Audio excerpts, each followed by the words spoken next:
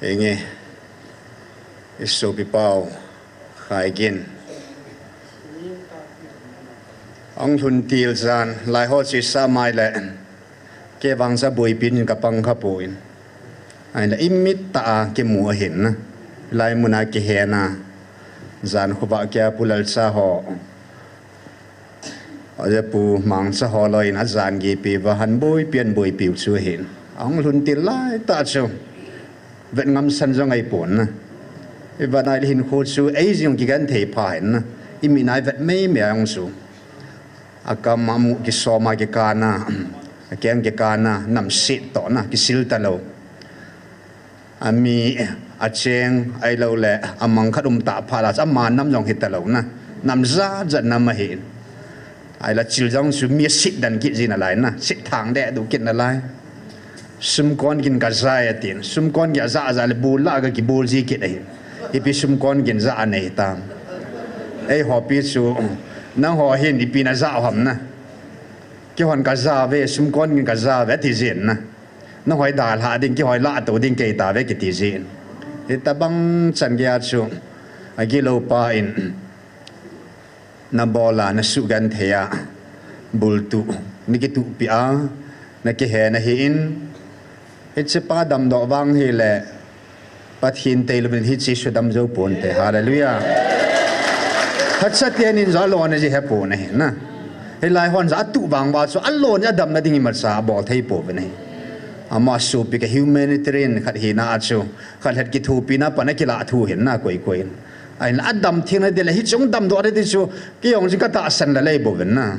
anh bắt hin cái đăng tên ngày lúc na cái tọ nằm na ngày lúc na tha je khó mò dấu sẽ bắt hin ngày lúc na in bắt hin hin an sulang tar hallelujah abu tu cái hen ho dấu sẽ an sul ham tai hallelujah tu nên hen ngày ta puin sum con kinh lo za ta puin pakai o zo za ta này hallelujah toai sot the na sot sut tul sot le pang the tai lai mona zong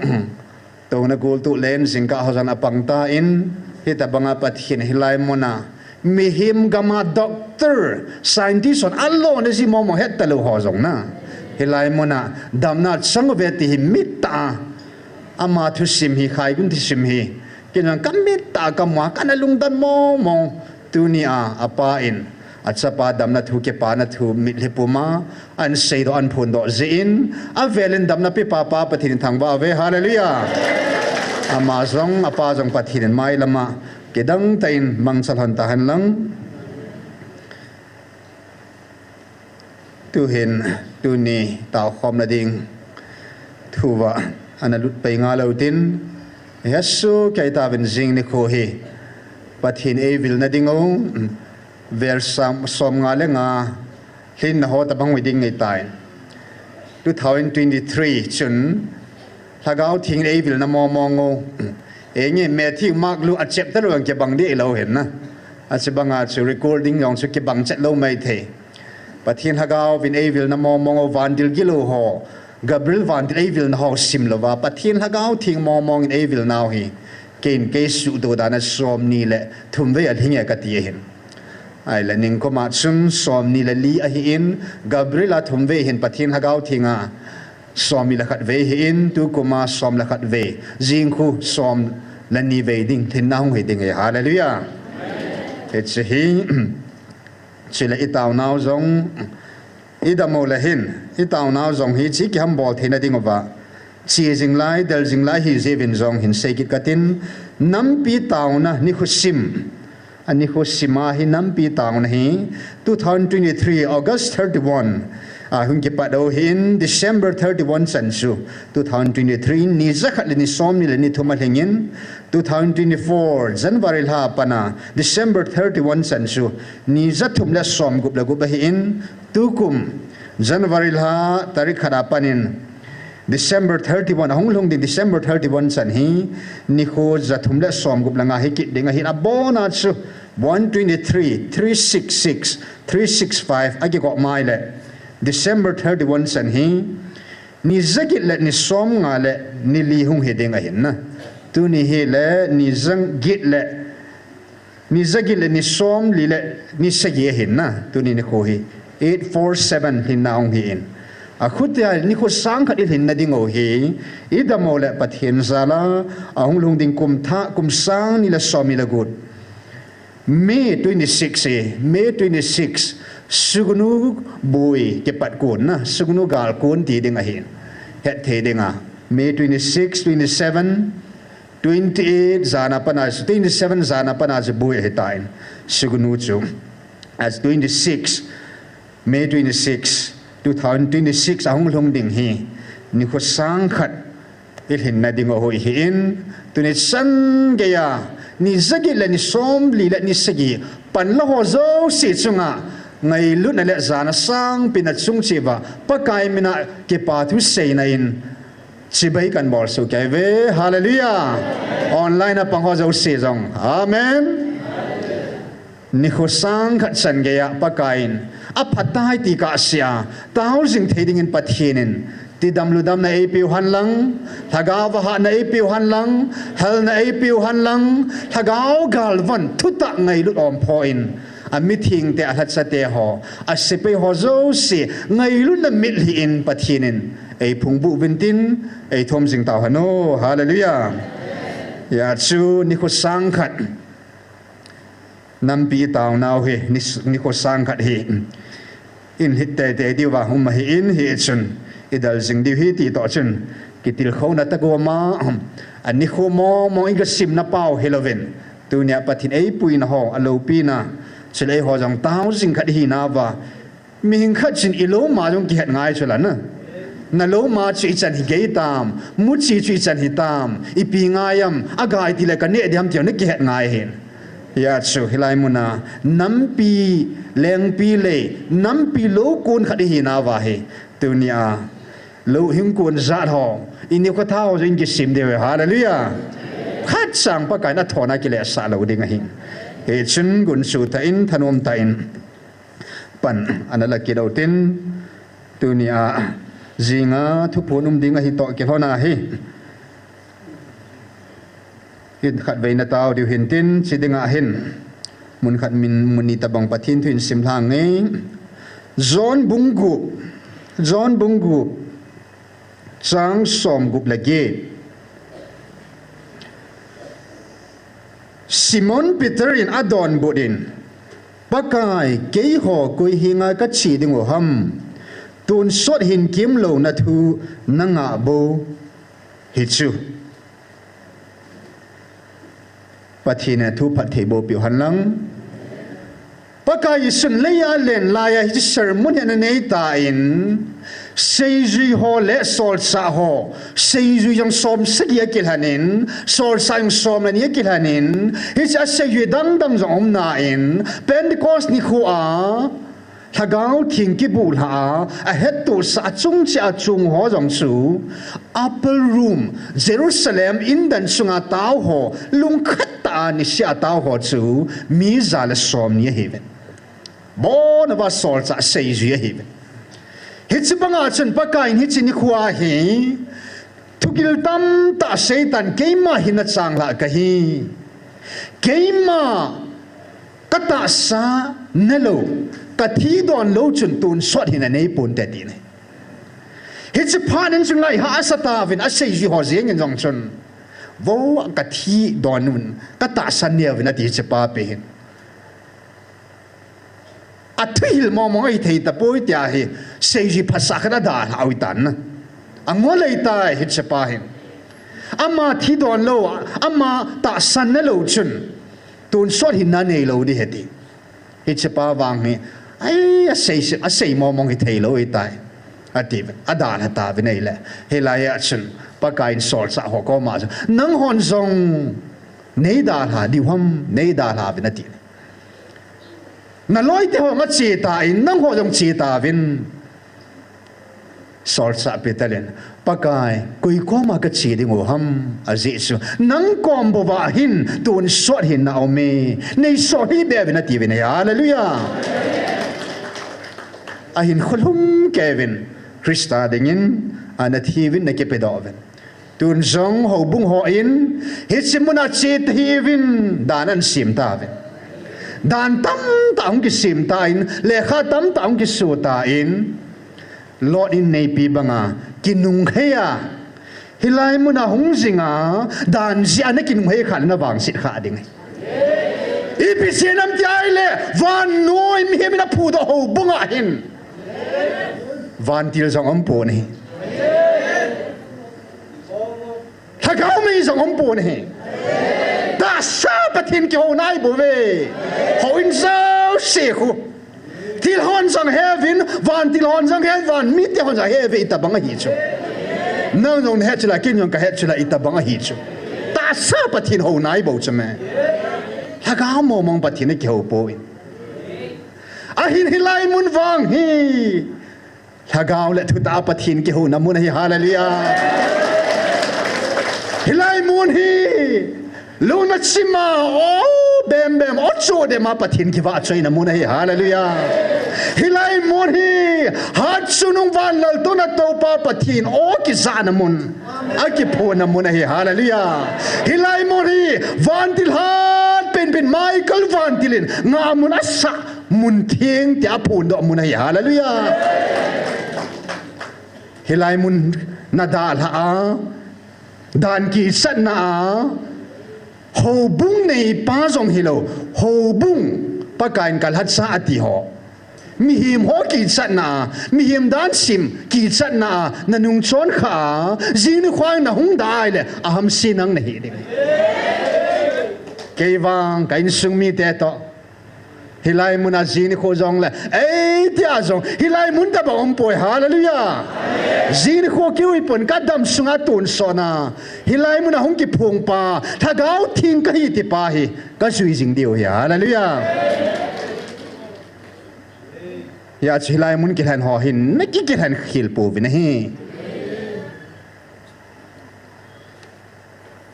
a hin bang silum ta in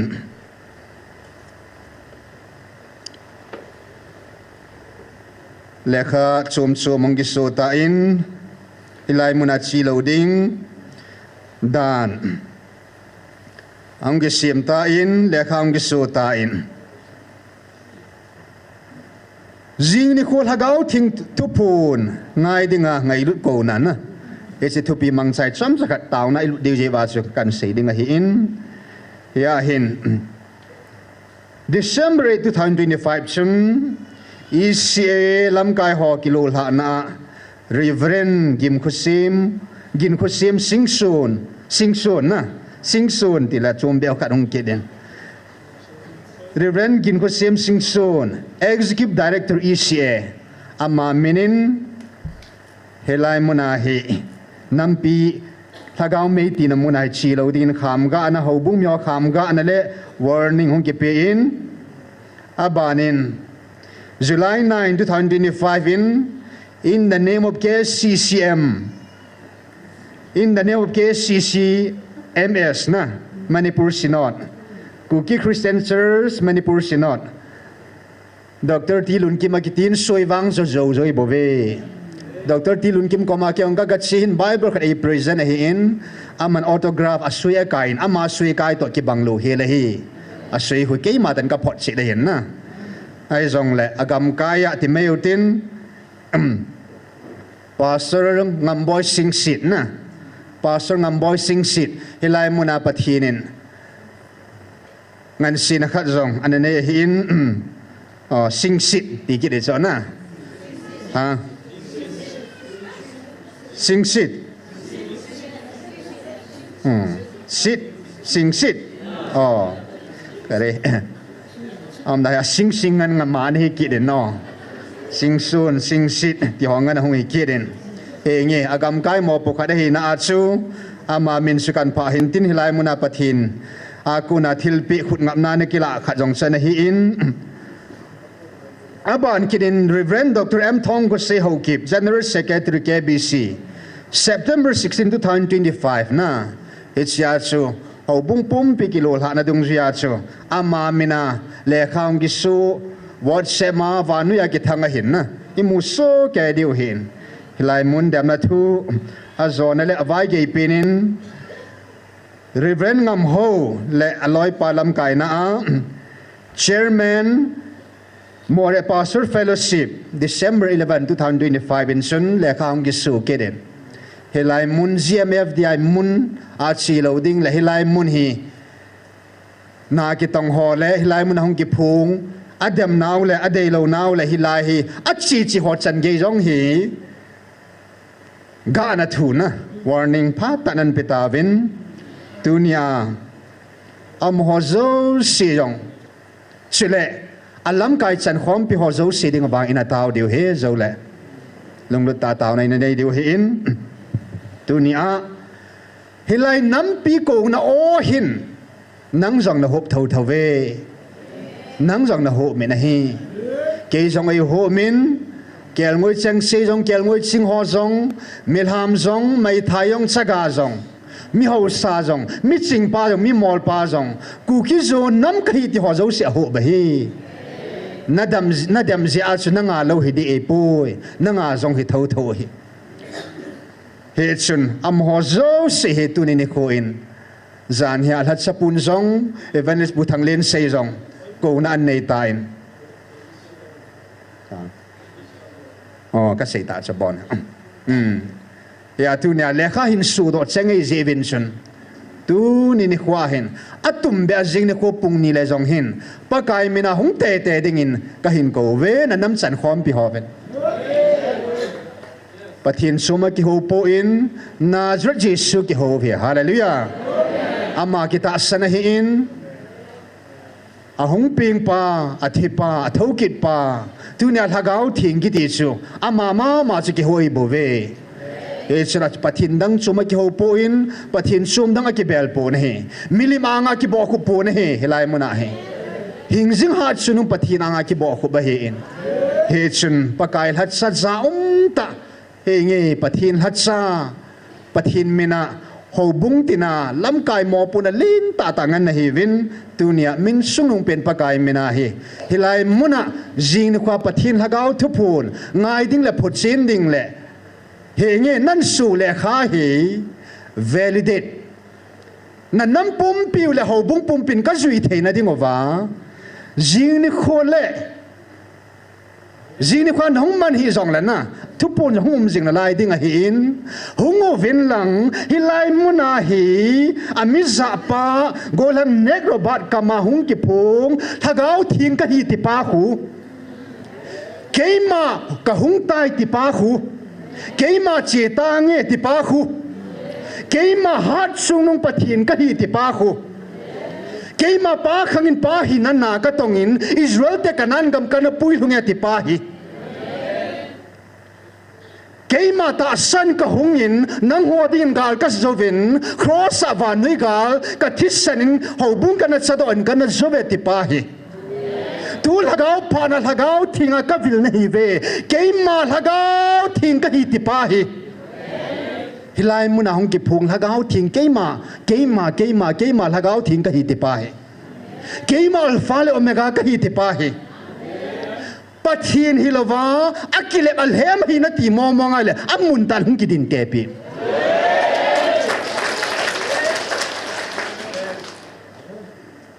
zan hin vanilis punang satan ke homan ka ting zo povin ka nang zo povin ke ma thagau thing ka hi ati bangin apot china ka movin na hinai ka ti ta ve nang hon wang an na hi poi na tiu hin na gala pa na hi poi na ti chu mingol nang tabang mingol om pon hi covid ki patlain inam sungol le gam sung le vanu covid su lai chu doctor hoin hi chi covid chu don lovin koi taw le koi kizana koi iti dam di tam na hoya kun ham pya kun ham iti zan di ham ti a khul wa phot chi wa hi wa ku na chi kizana pathin zala tai covid a koi ma thi ki talawe hallelujah ya nam mi te thagau mang thai ding thi ding ai ta thi la ho ve na tai le hilai muna thi la pu na ti pau thi la leng te na ti pau na kin mo pau thi lai muna hung ki ho pi tang vo jesu yang leya len la ya chun farisi so ado da lo ata san lo aga kinil piu chula aga ki ho piu chme koi san yang ado van nom no ba do chme koi ding ko ki hong aki kha pu na ki hong jing 24 hours na hilai muna hungovin quay zo xịt ngà kuki zo cha te chỉ mal cha lê thề nào nói chụp chân kia ngà cái hong hi quay mà đến cái hạ bồi thì con pa te xí lukan ngà cái hong hi na zan ha ping pa đi ngà zong hi cái hong zingi hungovin lang hilai muna hong cái phung pa kun cái mà cái hong tai ti tai lệ cái tham pi riêng na zong na set in cái nil pin na na do non mam cái dong na ama hong cái tham pi mong in nè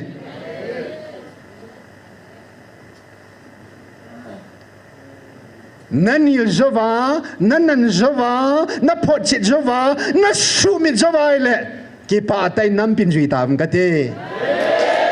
hilai muna ta ho zo se rằng nan ngô cái zui riêng điều he apa na nan ngô do zo và na su tang ngô lệ nan ngô hilai muna cái zo ding điều he nan ngô cái zui riêng điều he ver som nga wal hagau thing ka hi tia pung ni pung thum sung thu phun hung bol pa hin na nang pathin na hi poi thila mo na hi tal hung pathin mong in ama wang na pot chit ngam lova gala pana wachakam ka mi meisen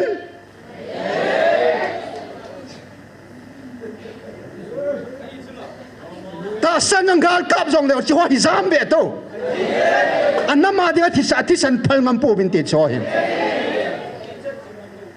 ta san trong gal cặp trong lấy nạc dám điều bộ cho rồi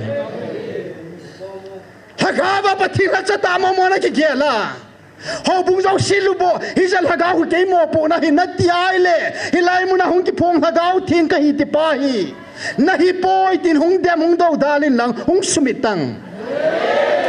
bắt thịt ta hầu na hầu vả na bắt thìn tu ni chân kia na hầu pa na bắt thìn na cái xuân bia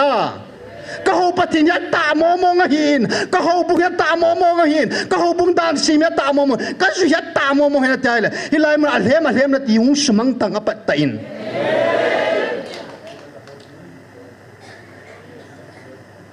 cái din te pi zo na han san na cái thum tang na bắt thìn rất mấy san na lom ấy mi dang wang ka he poin pakai hat sakhat hilai munai thu phun na ta san lo hi yong nang na di cha ke wang ka chi mong de hilai munai ta ke tham pi mong de so a hi na hi lo na hi jong lan na tu ni san ya thu phun ki pa na pat tu ni san ya ma ta na ko jeng sa na hungovin hung pat sin oven na hungovin kan na sanga na thilaleng te ho na man sa lai san na sei ai tan na apat pana ding lai lu jing de hadis hung ding ovin na to phat o jong na to se o jong ka van til hovin a bon cha ri kut a bor su ke hi in ke ma in na thu simo hi na pin ma sang ba pana na pin zo wa pa na thi chan ge thu simi ke man ka het tu sai bo vet ka het su ke het na nam pum piu hi ming khat lung gel ka het banga ka het hi a borin ka het su ke yati na lunggel het su pa hilai mun a het pui na tiai hungin na hung ki pu pati mongin thagau chu pati mun ti sula amuna hungin lang thu pun ki cha yong hilo lai chume zanin mi ka to ka ki ho bai le ka chia ka pati ma ai hilo phara ka da la ai wo ka te na pati ma hilo wai le chun I bola na pati thu pu nu mum jeng na lai ong na a thu pun ki sai nai lo conclude na sim sim ngol nei bo cho ke bang ka chia ka pati ma ka zui jing lai he ka ti so aga hung lung di tam ta aga hung khen lai di he na a hi lo jong a hi su kai ti tan ai wang a hi lo jong a ba na hi hung ki phung di hung guil den lai he he sa pot chi na hung to pe de he na a kam chang hi guil hung nam ti pa chu pathin hilai me na hung ki phung pa jong pathin a hi lo chu a thu sei so ke man ka he na ya sei ho hi chule bible a sei ho hi hung guil hung to pe de so bible a sei ho guil hun banga ke man ka he na ko pathin kam chang mo he le hung guil hung su ke de a hi lo la bang guil hung de lo de na che pa la guil hun la wa le hon jong a ko poi ti thei ki do so na a hi ta poi ti ki theu pathin kam chang su thu chang khat jong ke pe lo ya hallelujah thiên sẽ da hin mang thei lo hi jin tu ni khwa hin helai mun thinga kum hi zat hung ki phung ta ver hi zat ver som nga hagau thing ka hi tia hilai muna na ho pao Israel tin El Shaddai Elohim Zave Jehovah Emmanuel tin ei ko vetis nang ho wang tunin hagau thing ka pathin tin ei ko ta veti hallelujah leya kalen lain ganen ko in kalumin min noi nong pen ganen ko nga kahung lumet kahung me hitsi banga tuna zo munnem nong pen mun noi nong pena ke ma kahung ke phung ta hallelujah cross anal hat pau zong ke ma ka hin Israel ti kanan ka man pui long pa zong ke ma ka hin tuna hagau thinga na bil pau zong ke ma ka he ti cho kitsi cha ma ver hi zat seita a hip mong poi na tai hungin hung pati mong in amun mong a hin na hung pati ngam lova gala pana nanu na siai le nang ma zong nanung ji ho zong lung se ta in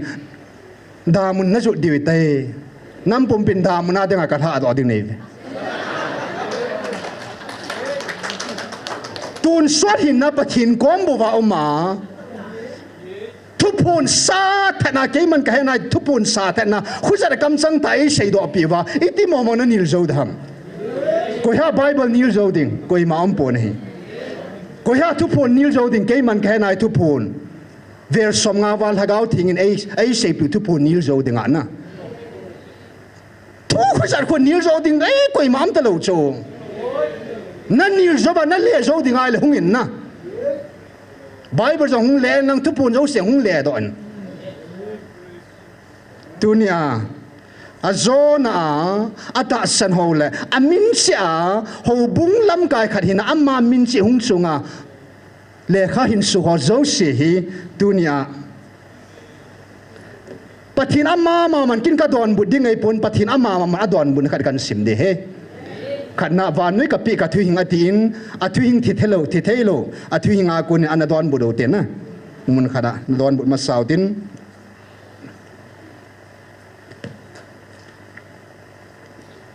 sim nge alat sa ho na ho pi na hi in pakain Psalm number som nga sang som la sagya pada kan sim di he hoi tan ngai ven lang kino divin sim katin 17 to 23 azosan kan sim di he February 23 2024 ata san lo kalhat sa ho tunia le kha hin su ho nang ho ding mo nga pathina thu mo mang chan ho pi na ya na ki ngai zen azowa min hung ki min pa ho zo si chan ki ngai ta vin a jesu nangin kaga anazong hot ta in na bolin ka sei zo si zong nunglam se na nei tai gutsa na to kha le na ki zol pin midang to ki zon bol hot to na ki loi je ki sei ha mala thila to ki loi na kaw to ki zolo ta so thilan gong pa kain gong so kho mo a ko poi tiu chu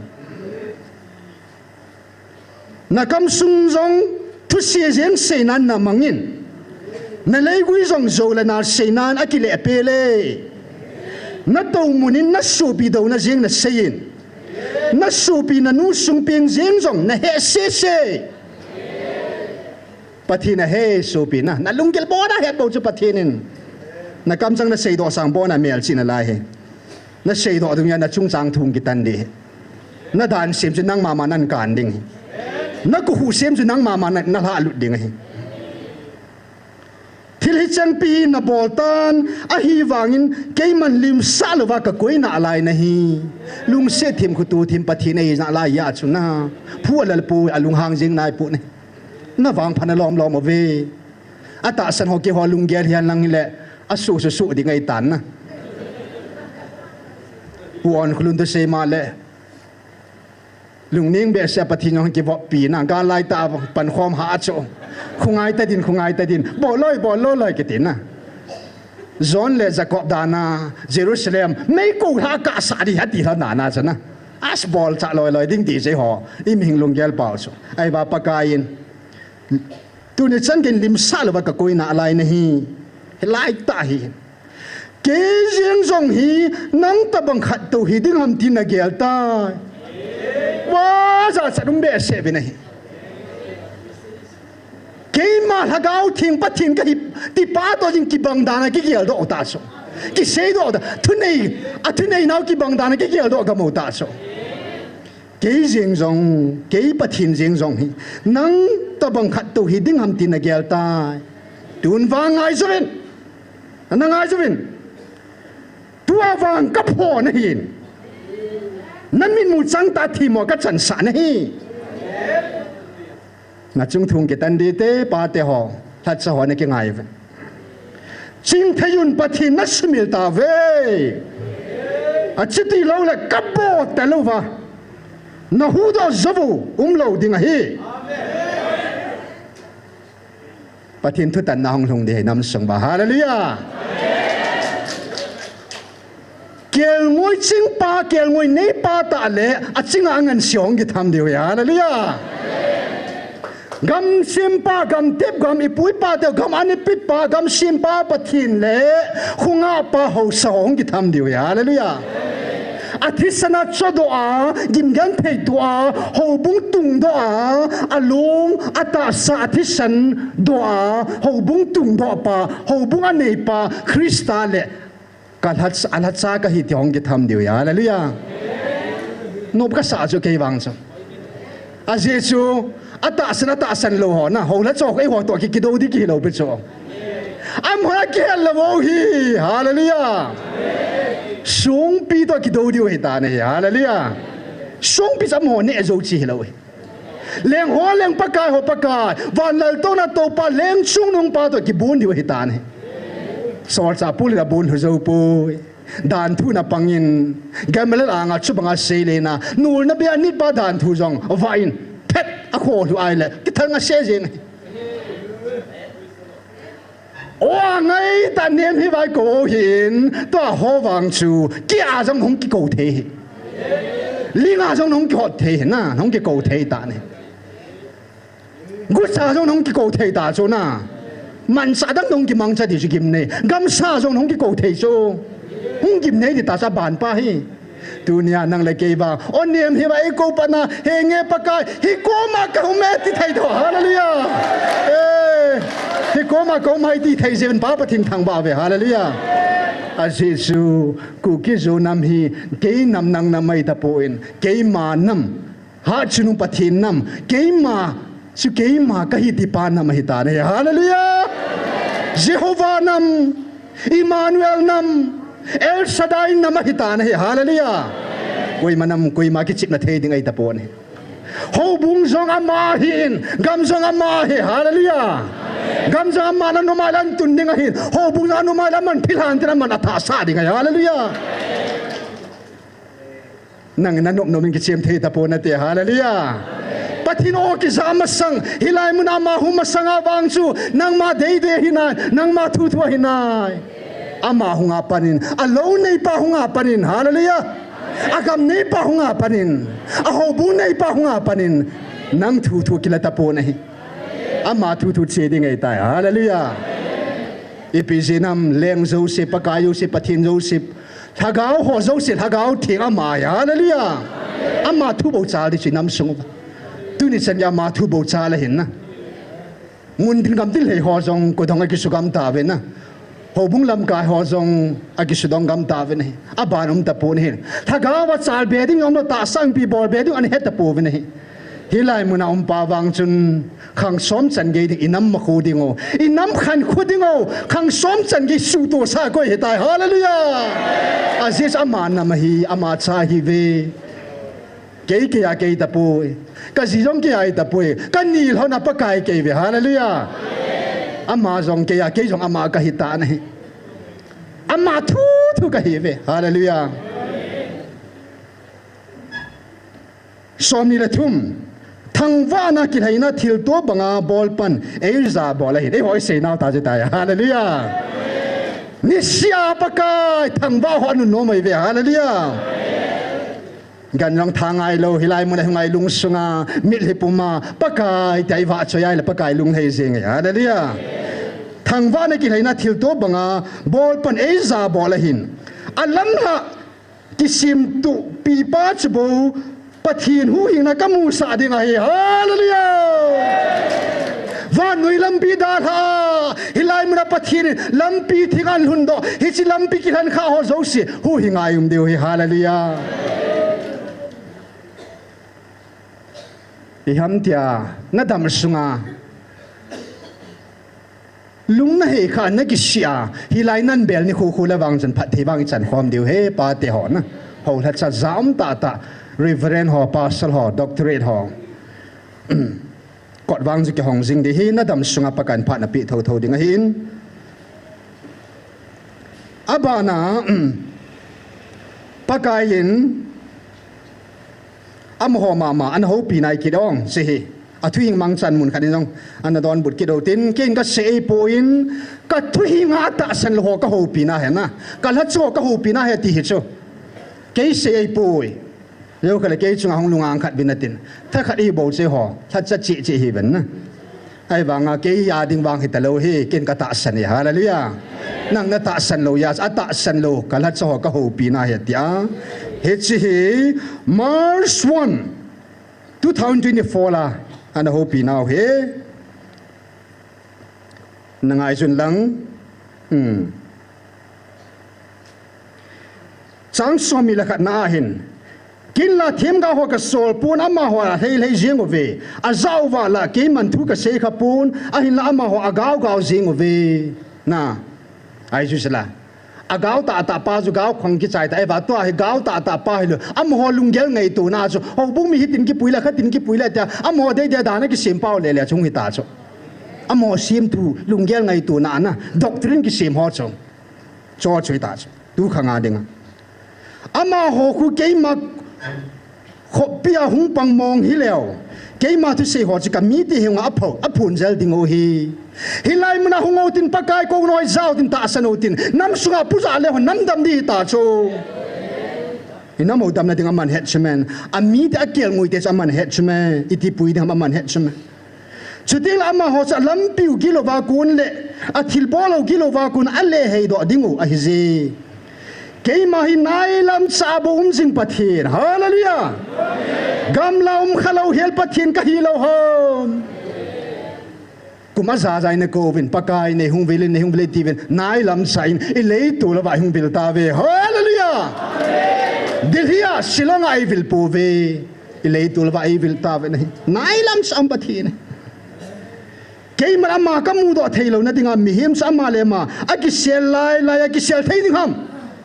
how bung dan ki sel ho degree title ki sel so jo hi veda jin pathir masanga na gu chat na la chat na lungya si yau si puma nan kai do adi bo chu na chunga thung ki tan de bo chu ki sel thailo di ki sel thailo pathir masanga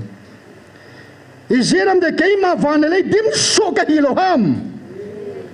keima mina azo zova gao tu seya thim gao hon keiman mangkaneze ti aseyu chu keiman kazado ta na keima hobung keima dan keima doctrine keima chepi gitiv anoi ju sim su lehon tama hi in ahin la achom lamin kha hin lang katin bona jin sim zo diu hi in ina chang som thumna jin songi hin simngi som thum lan ya yang chun nei hin betan zola nala mang thu gao thu seya hi chi ho chu seya ka mi te a zo naw la na sa lo na wa pui mang ho ke man ka so lo be ho thu jong ka pe lo hil ho chu ke man ka do jing e tu nya ho bung mi te dan sim kum ho chu koi do nei po vin ne he lo ka wa ne he lo wang wa mi thing pol banga jesu do nei bo vin pakai nang koi him na bor se jing jesu ka hi ati na hi hallelujah mi thing ho an ki chahivin ho bum yang ki chahivin ado pau so ho bum an nei pa ta cha do oi ta na hi hit mi ti ala khat tu ham a hi lo le thim gao khat tu ham a hi lo le thim pu khat tu ham zong nang man na do a hita atia pakai pogi chui pi ham atia hi le nangin ama ho za achu nang ho hi pogi chu na hi vin hi jaj keiman kapai mang ding na hi ve tin pakai na seje oh pakan ka pe mang the di sona athui nga se tam ta om hin hopi now Bible mun zanil hing ding ai tain chapter Bible chapter momong zakhat le som ko le get lang hing ai tain zanil hing ding ai tan hi Bible amang chai hopi now na hi chola ju mun khat mun ni bo wa kan don bu dei ong pakain am ho hopi na kan phun do son ki dei in tu hin pathin hagau thing tu pun akam sang ta hola cho chung sang thu adon bu na khat hin sim ki do ten na August 7, 2023 zana chun hilai muna pung sagi chanin hagau thing hong ta in hilai muna sein keiman elithim bukhela keiman Samuel thim gao pa ka kilhan tai ti hallelujah Hisibanga ka ko no zalo hol hat sa ho lung ta ho khela keiman kal hat sa ding mi ka kilhan dom tai na ti na hallelujah Atasan lo hola choi piti ding oham October 18 thu do na ni kinai nei le ka sei sai ta ka sei sa bangin kem am ho tum ta pu nge am ho sunga ka hagau ka koi ta lo ding am ho hung ko che di he ti chu helai mun ta san ho nyong pathin tu pun ju hing nam na hina to nam to lom tiang na pho chi jiu ngai chula na ho bung ba na pastor lai mun ta san ho ko che na bam na ai thim che bam ching che bam na hagau wa tu che ban he do ngai chu na pho chi do ngai chu nangon ai le hi chi chu pathin kam sang thu pon nung pe na chun nung pen ti le October 26 2025 Sunday 3 p.m. a chun hi lai muna pathin thuan le khan ta in thagau thing pathin thagau thing I bon min se te thagau thing ti so ke te 1 2 3 thagau thing hallelujah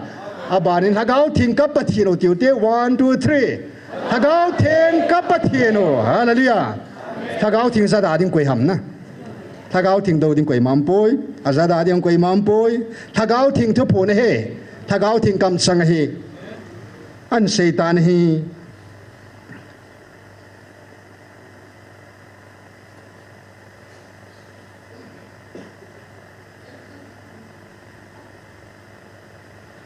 Kalhat sa tin ko dang ting min bo hi zong leng nang ho kalhat sa tin ko te hi zong leng hi chilai muna kalhat sa sang asom simin keiman ka ki han do tan keiman ka ki koi ta hallelujah nang ho phat khadin sun keima mina thau kinu na hi zevin sun keiman phat kana pe in keiman ka pe di pun na pai pu wing katin keima mina hi chu hun khat Thakadin na pai uleng hi chu nang ho dinga man tha na hiding hi chu nang ho na man tha diu chu ke man ka phalo zia pha chu ke man ka pi a hi in het naw chana pha jong na pi chula hoi ta pha hoi ta na pi a February 16 15 atu pun anu min ni som ni khat phat ka pi vetin March 7 chan chu ni som ni khat hin tu chan ya kala cho ding phat bi ni somi ni khat phat ka pe ei sunga lungo khelo wa ka hingan belo vai le ke main Egypt gama acha pau ping masa ka tha gam banga ka su be dian ti ta cho ahila pakain he jong su ala chakat hi naw le ata san ho zalin sun hungai sot lungde sot bathinin Israel te le Egypt te bol na pagina bol pu na hi kanung la do kit ta ati ni ahila an nga in anga zo ta po na hila pathienin inam pumpi wa ho hat sa ho mihem tum hat sa ho le pathien thaun hat sa ho eli khela Samuel ke han banga pathin al hat sa ding nam pumpia dinga anam thana dinga al hat sa akil han do ni ko hita ni hallelujah adang ho sa pe hita sa ka hita ahin tun keiman pita pong ka ti hitsa pha chom ta poi hitsa pha chu keiman ka koi ta pon a je chu keiman nang ho kal hat sa nang ho ka cha ti in ko ta hi zong leng keiman nang ho thak khela asang asom asang za keiman ka kilan do ta hallelujah tuni nang ho zen keiman na mo puizing ka tin tung pong ka ting na nang ho zen na mo puing ka tin tung ta pong a de so na nang ho zin keima ita asan hole keima hatsa keima ta asan na tong ho zalo bo keiman katun dinga hi bo ve hallelujah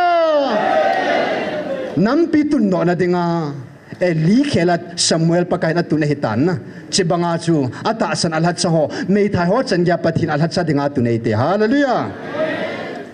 in neu lo hi lo chan pathin ka tung tai ka khel tai ta khel hi jing ai na a result hong su su ding hi ya am ho ding ang thang si eng si mo mo lung han hom ding mong hen na lang kha da oi mo ding hi po a bol ding chan ke bol oi tai na ama ingku ama plot chunga chu athanei na pa jan vet sa thu hin na a plot chama thanei nai nan agam ta ta chan nei pa pathi de hallelujah plot chung bo thanei chi mai po agam nei pa agam sim pa jo thanei zo hin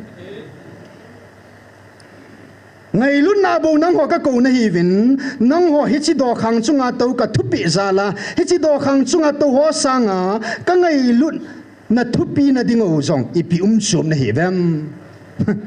chum poi de chona ki thupi sa kyong la pathin ba na chona thupi chum ta lo cho a je skin kan han su kan hai de hin kap pai hi ding a hi turi nang ho ka mi Israel te ka min vol ke man kan han lo na zong ta san wanga ka mi pa Abraham wanga ka ko da kan ka pui za hi le nang ho ke ma ei ta san mi nang ho ke ma ei ta san mi ni sil hagaw mai ti a ata san ho nang ho ei ta san mi hi zat pi zala ipidinga nang ho nam ka tun lo ding ham hallelujah ke man ta san zala bo ka tun ding na hi ve hallelujah inamo kitung di te nga lal pu te kitung thau de vogul put pua pulam hoi thonele van lam via de ho na gulung put pua milim ho ei mala pathin hatsa pathin na tong khada ki gela al hatsa akini bol pa aleng pa ipakai pa in vogul si sun ho vogul lung put pu ho vo milim ho na ti bu win hi na lungo hang lung ki tham pi tang vo hilong milim ho na ti hilai pa hin ke hilang kong ki tham pi mong jamun ta na e bol nang milim ho nei tham ta kong ki tham pi de so nang pathin ka ho ve na jama hilai mam nang ki pu thagau thing hin milim ho na ti hila nang ma tha cha ho len ta mo pu le len ta mi thing ta da na ki gela hilayan bo gul lung put pu na ti bo hi me na lung hang lo ham dan tu sin farisi so to na ki na kha cham te lo pi na ho na hi hung tang mi ni chan ya na ho ta hung ki tham pi tang zo khala ke chunga hung lungang kha vi na te ke kam sang hi lo he le he na hilai mun hung ki pong hagau thing ka hi ti pa in that ho ka thu hinga ka ho pina sim do ina ti ho chu an sim so za vela kan sim hi in akam sang sei do sa pa chu kan za vela kan sim do thu he e ho ki na pu te mi khana se ya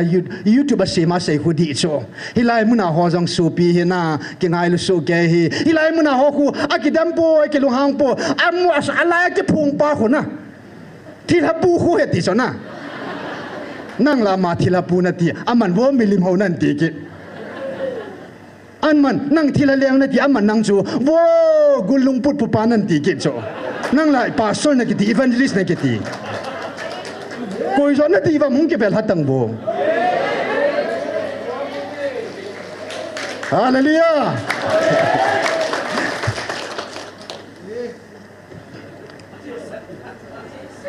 hello ma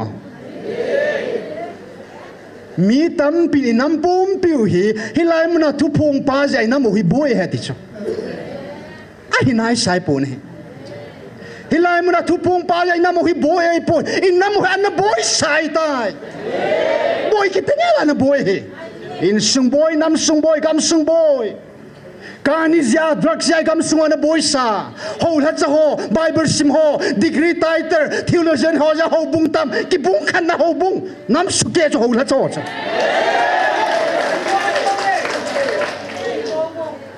tu ni san ya in sai hang ki khom thailo bible mun khara kila do ding jewish pisipain jesu mina baptize sang lo so cha ponte so cha bung ni chang som tham na kila do ding atuma loi tuma ki sim ding Hebrai bung li changko pathin mi te ding chol nga ni khwa chol nga na hom jinge 7 day chol nga ding hi hilai cha kila do dingo 7 day ki bol dingo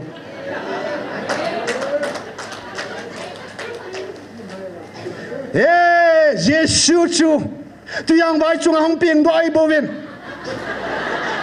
pungul ho ya min bo hin Giêsu piam ka jong pang na lai min zo se ki khel thelo hi David ti vai le Hebrew pawa Joshua chu Giêsu ti ni khel ve ti lo de hi Joshua Messiah ni ti ding hi achuma ki loi tu mo in chen tu ma si mo le asu pi to mo mong ki tu ta lo Matthew bung som ni ge chang som ni ge som la ko nang ho chi nam di mi se jun apa cha la gao thim ma ta ga bolun Jesu mina chang ho mo cha nang ho loi hi adi ta poi ta ki na pi wa ho bunga na no do leo cho ku sunga ni ke no do jom ki de he pa pathin ha gao thing pathin ama mina baptize jang ho bo chu chi chan dan di ta hi adang mamang di poi amo thum chu pathin khat thum am kho ma hi vin acho ma cho tui hi baptist mai the thoding hilo hin ki phum te nga he tia baptist sung ki tiwa kuki hi ding baptist pa mai le baptist sa loi tum sim da be ding kuki hi uchma sorsa bung ko lama bung som lama chun Christian an teo ka chun Christian ti hong gemin bota ve ya khuta Jesu ta san ho chu Christian Christa mi hiu hin kuki ya Jesu ta san Christian ki hita hoi lai na ki khop kuki Christian church a ki khom tang adang loi tum nai ta chuma adang hoi loi tum chuma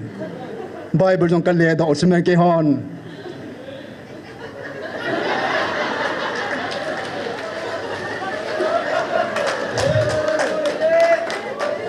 azo na ho bung mi hon te sepun hi dina se ti ko tam thim ta cho na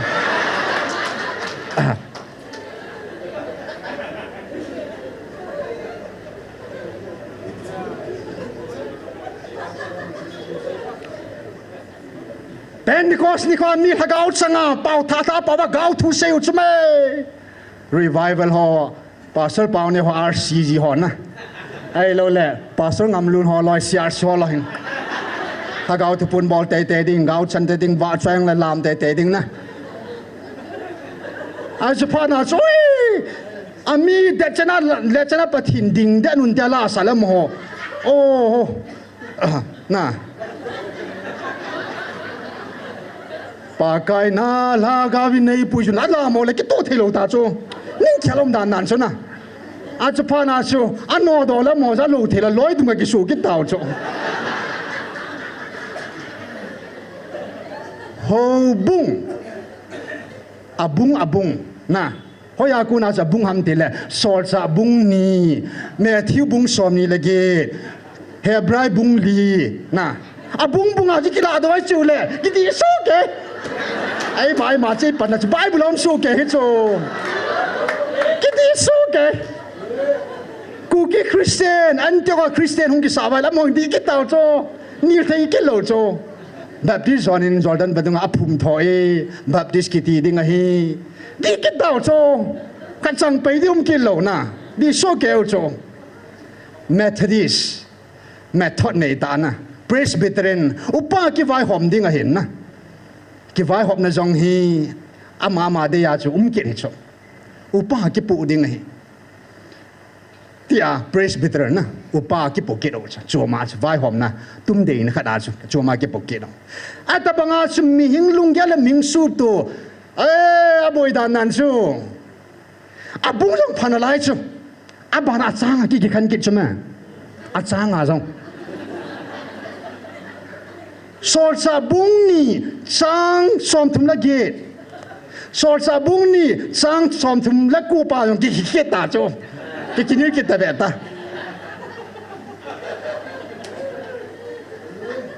Polisi bung ni na asun na cep ten longai telo Krista Yesus mon cep kita nau tai til hagawa cep katan hingan siding ai tai ti ding na. Farisi son cep tan o hi in chi cep tan mel chi na he ti ding ta mi sai ni hoi su pi ho khun pathin mi ai le ta sa yung cep nong tan te tun sot thu pi hi ti ki diu na. Deuteronomy sungan kila ado ading hoi laman suto kita si chapter na chipi kita tacho. At sang pang kita cho. At sunabana abunga zong at sang azong na kisay na he. a thun kun na achanga thu so dung je hun ki kinel ki ta ve to hoi lam kana chun Israel zo si so chading hi atai le Israel zo si mo hi thanup ki den tin hoi lam ran se ki ta cho a thu chun Israel te tui khang lena nel di zat phajong le amo them chakat bo so chadi ti kit le Israel ka kilu jong le ki so chaki lo dam ti loim ki ta na ai ta chong thagao khat se hin thagao thing thil pe tam ta hi an ti ki ta cho a thu chang chang ang ki ki ta cho ki lui a translation interpretation na an le do nan ki bang ki lo ta cho ama ma dei chan ki le ding a zo na ke le Bible zong keima zong kalung thim zong kalagaw ki tu ta lo cha bon wa na keima le kalung yang ki tu ta lo cho ho bung to ki tu mi to ki tu ang ti da tang nang le nang na ki tu ta lo cho ki tu na ding om po ne ahin la ki pam dan chu van we khang tu simanom khalo GMFDI patino ki sa konin hallelujah amen iho pau pathin hi kuki chatin hingsing pathin hi ho khawe ti hi kamitan kamun kanatan ka satan ka khutan ka khoi khatan ka lungthimin hagaw munin pathin kamutan hi hallelujah jesu velin kamukita nahi ta sana zalen el sada elohim pa chu aw ka sa thei kita nahi sor cha te chunga na tong hagaw thing chi ke chunga na tong ta nahi oh dunia ki pa amdan dan su pathin di tai ho khawa ichi pathin oi za kalwal ki pa na ding umpon he so pete aba mang the hi ta po ve hilai muna pathin oi ki za konin nam ki khantal te phungla changa ho la bia salang hang hanga ham la pawa agam kai ya aphunga chang simlowa jong ain sunga upa neo za ki khante chu pathinin ni kho zagille ni somli le ni sagi ki khan lo helin hilaim nei taw khom sa the ta ve nei hallelujah mi hem tha nai pun mi him go nei pun pathin go nei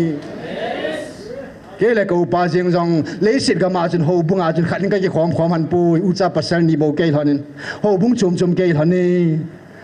ai la tu jing pathin ko no ka za khom han ta nei hallelujah inam sungo hi tu sung thapon ja boy hi po in ho la cha ho ja boy ni ki bung khana na leng ta in phung la changa ama ma phung chang chen pau ham chin ho bunga ki phuwin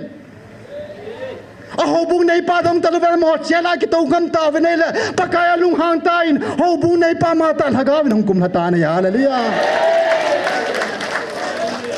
ni thumnya ke ma ka thokina thagawa ho in ka sa do banga tunya nanan sungawa jong ke man thagawa ho in sisa mun sa bel so jong ke man ka mi pa to ka kitip na lhon hi thagawa ho in ka sa do dinga hi hallelujah sa do loi ho nga lum zoina pakai ho in chunga lum zom mi himina sa hilo pakai na sa thagawa sa khu ta sa hi chi ho in hi chi kam zo chu dei zo ne mi him gam bang ke wang ka chim ta supi nang na chim nei the na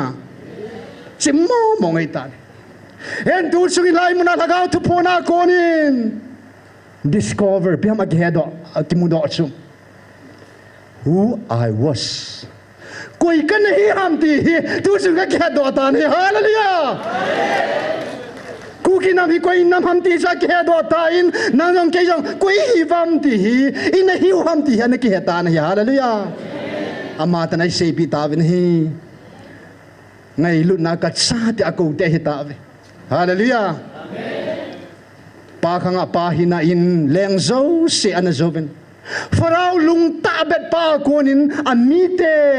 pakai nan pui gal kai ta na hi hallelujah tui pi sanjong Jordan badung zo an gal kai sa ta na hi agot thatin sa pahina ni Joel te ho zo siam ta sana vilin chon sele thina a kunin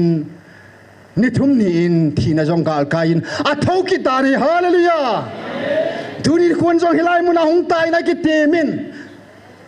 zan ha gar zo pa jong ke ka hi atin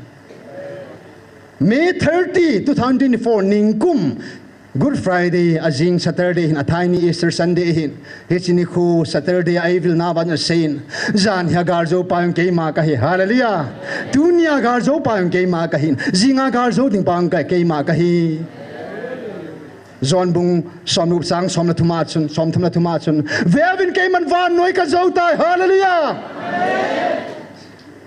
Yopa Patin, he, Van Nipumpi Zopa Patin Sui. Akut yaile Pharaoh zong anazovin lungta pa anasunem Nebuchadnezzar leng pa Babylon leng lo pi tama tabang leng lo chabang lo pi pa yong su ato na pa na kai hain ham hing ani asane su Esther chu leng na tungin he hallelujah leng nuin kel ngoi ching soldinga asu David chu leng na tungin he hallelujah Ama kita ngo kitungho patinan son hatain patina lungsungalhan alhatsa atasan ho may thai chan ngel pakain atung do ta na hallelujah as hanun hamun ti hena ya to hi ti pisan ni no gal kai bang ba zoldan badung jong igal kai de hallelujah ipu mo simang chain pakain Israel ti an pui puin ipu zo samang chain pakain kanan ga mapui lungin na hallelujah Keitha na zala, nantha na zala, mo si thanay na, hilay mo na tao at sa tiyani siya, kanan nga may hunding ay poin. Hilay mo na, ni siya mitlo ba, milisya nga itiw, hitil hagaw mehin, gamti pipuit hong diwe, hallelujah! Hitil hagaw mehin, igal kay sa diwe, hitil hagaw mehin, gal zona ipidiwi tayo, hallelujah! Hagaw may tiapang zo si pakain, hagaw may kung Pentecost niya, hagaw may Tang sok file na may labang akila at chung siya chun bangin tunit san gal hagaw may tiapang ho zo si chunga hagaw may chung jingan hallelujah na sungba hagaw may tay hagaw may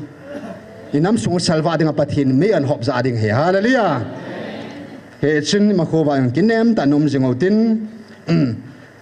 ka kigut na banga tuni momong shading helang niluma ka say theding ahin line hello lai point hi nga ta bang ka kisi doi khat bo kan sei to ai tan na tu nya phat ki sai ding ai poin sing la thai jong omen na ai tia pa kain ni ko sang ni ti vina ti yong lai ti de tai na pha nu ma hin ye chun ni dang dingin ko tin tu nya dingin hi chan su til kho na thwa na man naw hin tin ki zom thara ni ve taw diu taw zona ke man kan nei le tu nya da pha ro chai na jong hi tan tin tu hin akhat ve na dingin Zini kwa patin oi za di wei ta zin pakain kami za pa jong hi atta salunggel am hinglunggel athi chana kalupin na mu bebe di hoti chu amma anim nung chana na ama ai pi chana chu la sading khai na lai chu na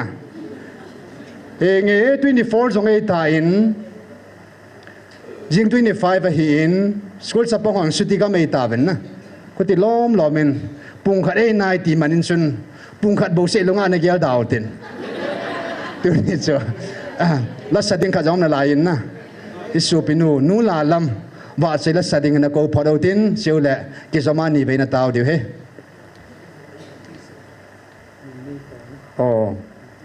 sumi jat dio sum ha lai ta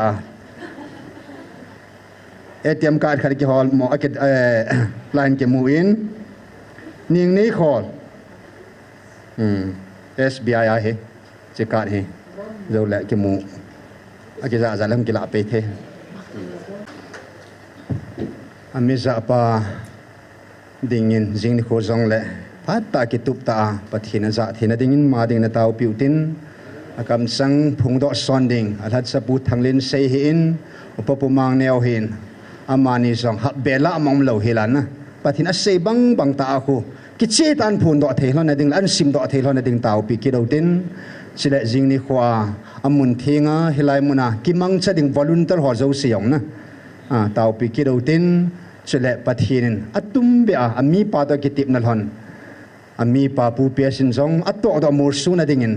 taw pi ki do tin jing ni khu thupu ni khwa mun tin gam tin hong kal sun ni ho zo se na gam la nai lama keiwa ta sen kung so sang thagao en kung so ding kanom zoi hallelujah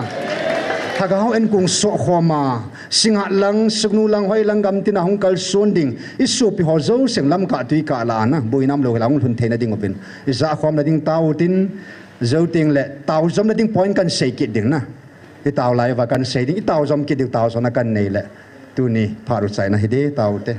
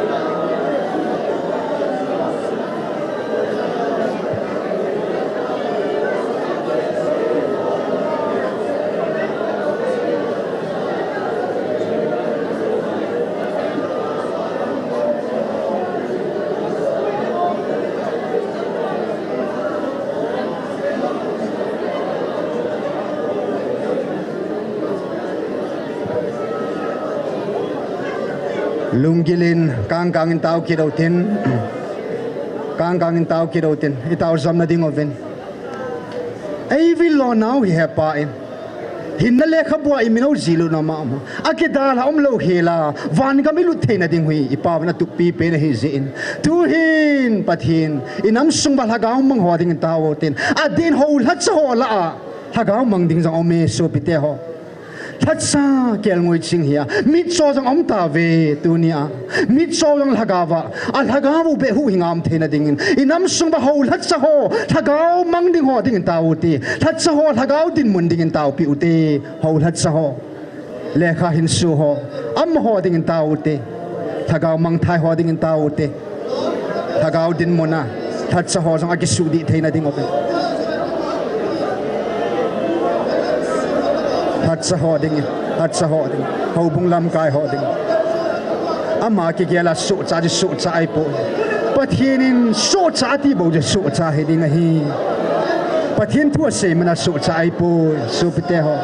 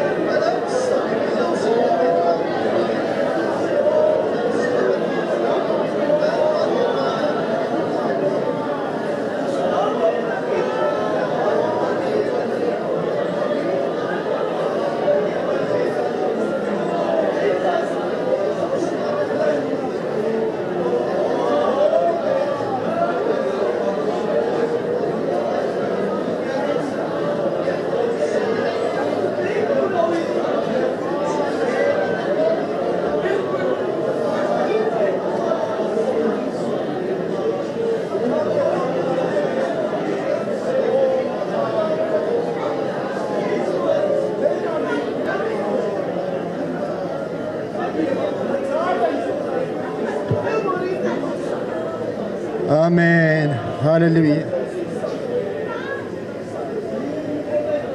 Sagate may thaite. Tipu kim lo ho. Mit sa ho. Mit li khol pia tao na sang pa. Kapao pathin na min thieng ka thang ba. Tu ni. Eli thiam bu zong zan imu mo in na koi tain. Nebuchadnezzar zong paka leng lo pita hi bang imu mo to mo ding mo in na koi na hi tunin ni khoa na mithing pol banga paka til phabo da na ki gela ho bung mi sugan the ahila jesu nang ma do kha la cha ho zo se zo imu mo to mo ding mo in koi tan ta ka ta bo hi paka tu tan ta in vai hom tai mi khai ho pathin na hi lo ham Saka ho pathin na hi lo ham Tipukim la ho pathin zong na hi lo ham Ho bung sunga minui nung ho pathin zong na hi lo ham Iti minui nung ho so thu tha cái này này ta nục mà bỏ thấy đi hầm pakai hậu bung này pan hi là nang hung cái phong tain nang mà hậu bung alai luôn hung ding tain nang man thu tan tain mi sâu sa to dung gì nang man thu tan tain hepa thắt sa hem koi hiya thắt sa ta koi ham nang man ka nam suma pathe bal them gao ho le iliza them gao bongin nei phachen ta bin pakai zovin nang ma ka ho nom po ve ta sai nang ma ka ho nom po ve na o za ho le na nam han te hon thu tai la ga vi nang ma dei bang nang ma ka ho nom ve tu su na ka ki man sa na na thu hing ade na that sa ke man kan phun do na sunga ming hi na zala dei sa bal ja pakai nang ma do na ka sei do kham le pathi lung se nei ngai da men a hin ka that sa chan khom pho ka pa ta cheng ho mi ching mi thim ho bung len ta ta pan mun nei ho zo se bo pathin alungu sung bangata aki seida ho pathin nang main lung sinin nei bo ke pi vin lang alung thimau nang nei bo ye pi divin ka taw zo ve ka taw khom ho zo ska mit liu nei don budovin adin nang ma kun ka zavin ki pa na ta ka neu cho na taw naw ga thillo pi ta ka hung lung di heti ka zama sab na min thing ka thang ba lung sinin hepa nagam tiap hung lung loi loi han ka nga so ta ve ka mu diu thil khat be dong pathin tu hin o hung kilang do jing la ka ti ta ve ka taw ve nom ka sana be hi jong la paka ata san lo hon jong amu be thina ding ola nam pin ta san ka ki be lap thina ding ovin na lo pi na na ngai lu na phat thina tha be khat nei mu sa loi loi de vinang ka hung taw ki do ve damanei chai sa nau ke pa thu sein jing ni khwa jong pa huma na mi thing te na kel ngui chang si hin na chang ha ne dingin hallelujah hin tui don khom dingin pathin apa cha na kel ngui chang si na mun thinga kel ngui kula ei kul khom sa divin ei pui khom ding vin na zu ji shimen ka hong tau ve hallelujah amen dam selotin jing ni khula ki ma tau te hung ki sil thing sa sa đầu tin ye pa kai pau ta laga vai ki mu to di hen na lung theng sanin ke pa tain lung op kai na bein thaga en kung so khom ding hong ote ATM SBI ATM ning nei khol nu ding nei khol ham nunga ning nei khol ham chilanga hin ATM khat aki khi sain anei nein langai nung kila leu chin phante